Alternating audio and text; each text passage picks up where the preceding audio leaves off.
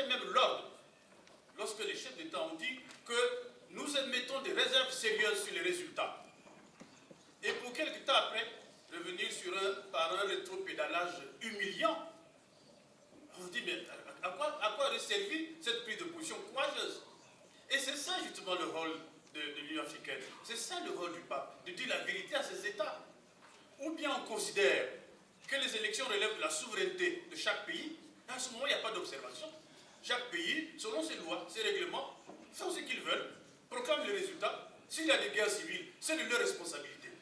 Mais s'ils arrivent à associer des organismes aussi prestigieux que l'Union africaine, que le pape, à ce moment, ils en veulent quoi? La crédibilité. Mais nous ne pouvons pas la leur donner sans contrepartie. La contrepartie, c'est leur dire la vérité, que là, c'est pas bon.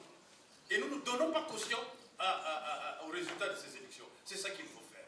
Parce que sinon, on est toujours dans ce débat, les déplacés, les réfugiés. Mais c'est ça la cause. C'est ça la cause. Et nous-mêmes, nous ne sommes pas audacieux, Monsieur le Président. Il faudrait que, sur cette question, nous quittions un peu ces propos diplomatiques pour dire la vérité à ces États. La dernière question, si vous me permettez encore, j'ai lu dans le rapport, il y a, en ce qui concerne la participation du pape au processus de réforme de l'Union africaine. On a coupé? 1 minute. 1 minute. Thank you, 1 minute. Voilà un très bon sujet. Je n'ai pas souvenance qu'ici, nous ayons eu un débat sur notre contribution à la réforme de l'Union africaine. Je ne parle pas du protocole de Malabo qui nous concerne nous-mêmes directement, mais l'institution Union africaine. Quel a été notre apport depuis le sommet de 2013, qui a fait le point depuis la création de l'Union africaine et qui a projeté sur les 50 ans 2033 avec l'agenda? Quelle était notre contribution, mais qui résulterait d'un débat entre nous ici?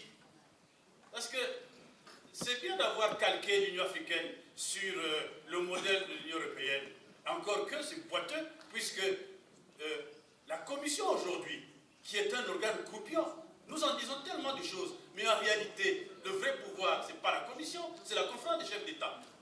Et si on n'arrive pas à donner plus de pouvoir à la Commission, mais nous allons toujours revenir sur les dysfonctionnements. Vous savez quelle peine il y a eu pour désigner le premier président de la Commission en 2000. Les chefs d'État ne voulaient pas que ce soit un ancien président.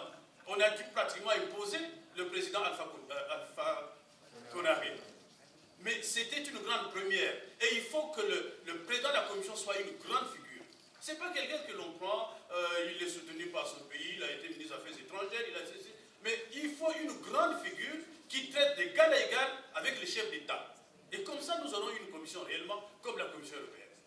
Monsieur le Président, excusez-moi d'avoir pris un peu plus de temps. Je vous remercie. Thank you, Honorable Pasco, for a very good contribution.